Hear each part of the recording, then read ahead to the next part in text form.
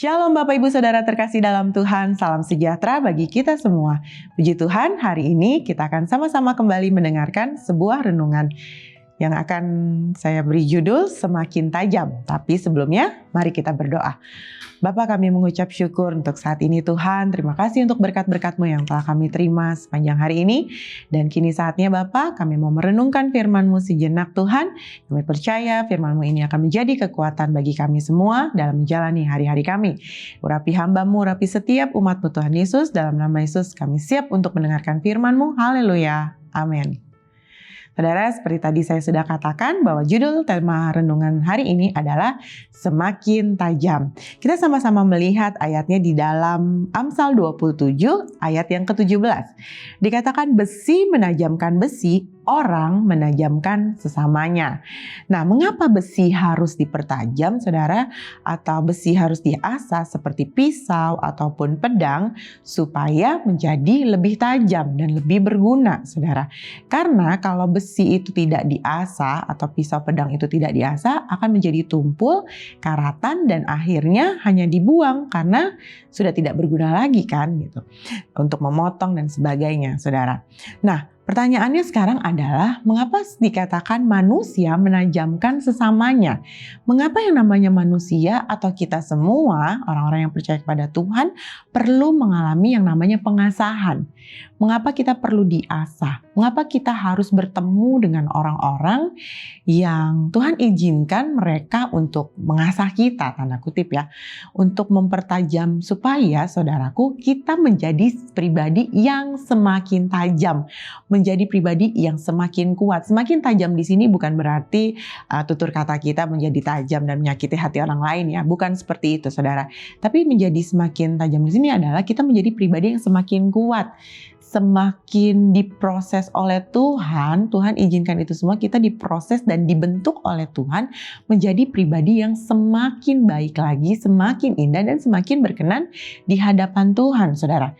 Karena selama kita hidup, kita tidak hanya akan bertemu dengan orang-orang yang membuat kita nyaman, orang-orang yang mengasihi kita, menyayangi kita, memperhatikan dan mempedulikan serta membuat kita bahagia, saudara, atau menyenangkan hati kita. Bukan hanya orang-orang seperti itu yang kita temukan selama kita hidup, bukan. Tetapi Tuhan izinkan kita bertemu dengan orang-orang yang mungkin akan membuat kita jengkel, menyakiti hati kita dan sebagainya.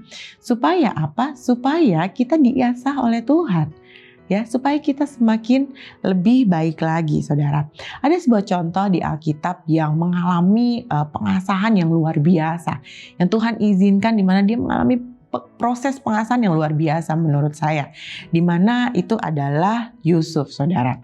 Di dalam kitab Kejadian 37, saudara bisa melihat dari kisah-kisahnya ya di kitab Kejadian bahwa Yusuf adalah seorang yang dijual oleh kakak-kakaknya ketika itu. Apa yang terjadi, saudara? Dia dijual menjadi budak di Mesir, lalu dia difitnah, dia dipenjara. Tetapi akhirnya Tuhan mengangkat Yusuf menjadi seorang penguasa di Mesir karena karunia yang diberikan yaitu lewat mimpi, saudara. Yusuf seorang yang begitu dikasihi oleh Allah. Karena apa? Karena Yusuf punya hati yang begitu mengasihi Tuhan, dia takut akan Tuhan, dan terbukti, saudaraku, dia seorang yang taat juga. Di dalam Kejadian 50 ada sebuah akhir cerita di mana akhirnya Yusuf bertemu kembali dengan saudara-saudaranya ketika itu, saudara. Ketika dia sudah jadi penguasa, kurang lebih selama 13 tahun mereka tidak bertemu, saudara. Karena kita tahu, kitab mencatat di usia 17 tahun Yusuf dijual menjadi budak di Mesir, dan di usia 30 tahun dia menjadi penguasa di Mesir. Jadi kurang lebih 13 tahun, saudara. Lalu apa yang terjadi? Di dalam Kejadian 50 ayat ayat 18-20 kita akan melihat dikatakan ketika pada waktu itu saudara-saudaranya datang menemui Yusuf. Juga saudara-saudaranya datang sendiri dan sujud di depannya serta berkata, "Kami datang untuk menjadi budakmu." Saudara-saudara Yusuf menyadari kesalahan mereka ketika itu, saudara. Lalu mereka takut bahwa Yusuf akan menghukum mereka. Pada saat itu akhirnya mereka sujud menyembah dan mereka katakan, "Kami siap untuk jadi budakmu." Tapi apa yang terjadi di ayat 19 dan 20? Yusuf bereaksi seperti ini. Tetapi Yusuf berkata kepada mereka, "Janganlah takut, sebab aku inikah pengganti Allah. Memang kamu telah mereka-rekakan yang jahat terhadap aku, tetapi Allah telah mereka-rekakannya untuk kebaikan, dengan maksud melakukan seperti yang terjadi sekarang ini, yakni memelihara hidup suatu bangsa yang besar." Saudara, kita dapat belajar dari seorang Yusuf, di mana dia punya hati yang mau mengampuni. Dia berbesar hati untuk mengampuni dan tetap mengasihi saudara-saudaranya pada saat itu, saudara. Nah, bagaimana dengan kita, saudara? Ketika hal ini terjadi dalam hidup kita, mampukah kita mengampuni orang yang menyakiti hati kita, saudara? Mampukah kita tetap berbuat baik kepada orang-orang yang berbuat jahat pada kita, saudara? Nah, bicara tentang mengasah dalam hal ini, saudara, contohnya seperti amplas, ya kan?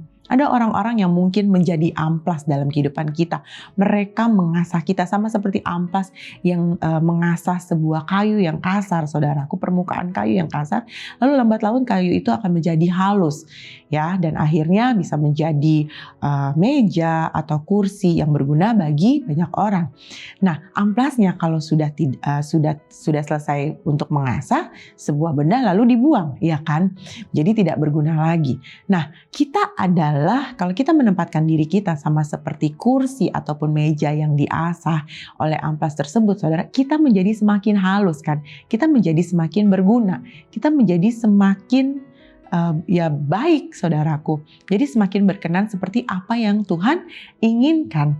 Sama seperti apa yang Yusuf lakukan pada saat itu, saudara. Kita harus menjadi pribadi yang seperti itu. Mampu melihat segala sesuatu yang terjadi dalam kehidupan kita. Mampu melihat atau bereaksi, saudaraku, sama seperti apa yang Tuhan lihat. Ya. Ketika Tuhan mengizinkan hal ini terjadi dalam hidupku, berarti aku harus melakukan apa? Itu yang harus kita lakukan, saudara. Jadi kita melakukannya sesuai dengan apa kata Alkitab. Tidak merespon salah, saudara. Atau jangan jadi kita yang berbuat dosa, atau jangan jadi kita yang berbuat salah dalam merespon segala sesuatu yang terjadi dalam hidup kita. Berarti, saudara, persoalannya adalah ada pada diri kita sendiri, saudara. Kita tidak bisa memaksa orang lain untuk tetap berbuat baik sama kita. Tetapi ketika ada orang lain menjadi pengasah bagi kita, kita harus tetap mengucap syukur dan kita harus meresponinya dengan baik dan melihat mereka sebagai orang-orang yang Tuhan izinkan untuk semakin mempertajam kita menjadi pribadi yang semakin kuat, menjadi pribadi yang akan tetap membuat kita menjadi tetap berkenan di hadapan Tuhan. Kalau kita yang semakin indah, maka kita semakin menyenangkan hati Tuhan, bukan? Dan biarlah, saudaraku, semakin kita tajam, semakin kita kuat, semakin kita menjadi berkat bagi banyak orang. Dan bukan sebaliknya, jangan jadi pribadi yang tumpul, yang sudah tidak berguna, dan akhirnya dibuang dan dicampakkan, saudaraku. Demikianlah firman Tuhan pada saat ini. Biarlah kita semua menjadi pribadi-pribadi yang semakin lebih baik lagi dan bertahan dalam setiap proses kehidupan kita. Mari kita berdoa.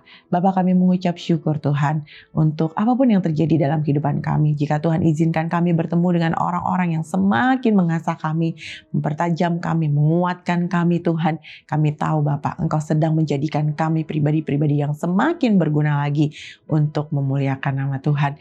Terima kasih, Tuhan Yesus. Biarlah Engkau menguatkan kami semua untuk dapat melakukan firman-Mu dalam kehidupan kami sehari-hari. Kami berdoa juga, Tuhan, untuk setiap umat yang berdoa, yang memohon kepada meminta belas kasihan daripada Tuhan. Biarlah Engkau melawat mereka satu persatu di rumah mereka. Dalam nama Yesus kami bersyukur. Haleluya. Amin. Tuhan Yesus memberkati.